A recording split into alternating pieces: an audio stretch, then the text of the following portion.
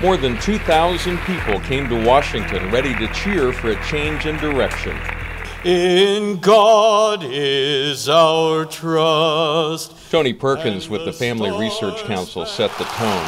I tell you what, I feel relieved because reinforcements have arrived. The speakers had names like Huckabee. We will not be silent on the issue of the unborn, and we will not be silent on the value of every human life from the moment of conception to the day of God.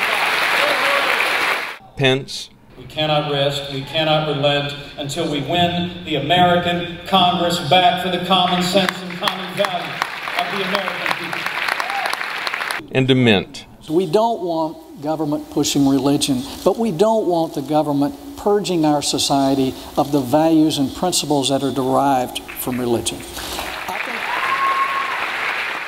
But the real stars of this show are people simply known as Scott. We want traditional marriage preserved. We want our country's heritage preserved. And Jessica. People are actually looking at the role that government should be playing in their lives more so than I've seen in my time, my generation. Real people across America ready to apply their energy and enthusiasm towards steering the country in the right direction. This is the CitizenLink Report. Hi, I'm Stuart Shepard. I've got Tom Minnery, our Senior Vice President of Government and Public Policy, and Ken Blackwell, who's a Senior Fellow at the Family Research Council. Hi, guys. Hi. Good to be with you. Ken, first of all, tell me what you're sensing here among the crowd at the Values Voters Summit. Well, there's a tremendous voter intensity, unlike any that I've seen in the last 20 years. I think there's going to be a tsunami, and it's going to be for good.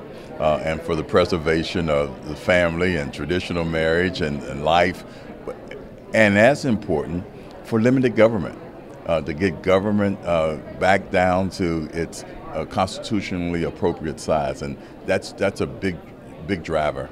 Tom, how do we turn this energy into action come November? Well, here's the big question, Stuart. The question is not so much to us as it is to the Republican Party, which is on the ascendancy. Will they be strong enough to take advantage of the opportunity that the voters are going to give them? And I think the jury is out. There is a big debate in this town right now, Stuart, over whether issues such as marriage, over issues such as the pro-life opportunity to roll back abortion spending by the federal government. Republicans aren't so sure they want to go in that direction. That's inconceivable to me, because if the people in this hall knew that, they would start throwing chairs. I hope that the leadership, particularly in the House Republican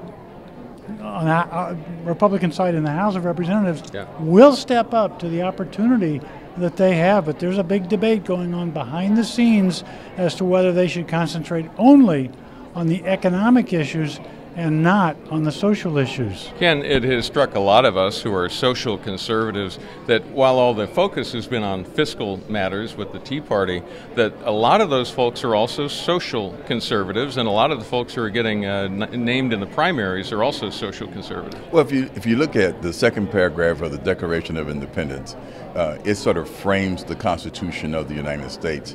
Our rights are not grants from government, it's gifts from God. There's no way that you get back to a break on the growth of government if you don't restore the centrality of God in the life of this nation. The reason that we have limited government is because we believe that free men, free women, and free markets can get things done.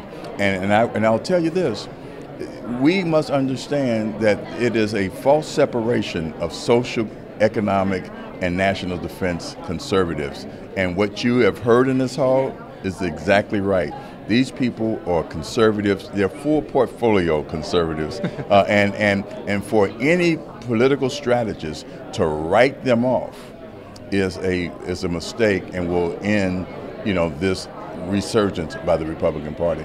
Tom, one of the speakers this morning said that the unusual characteristic of this election is it's not a time to vote for, you won't have to this time vote for the least worst candidate on the ballot. Is that what you're saying?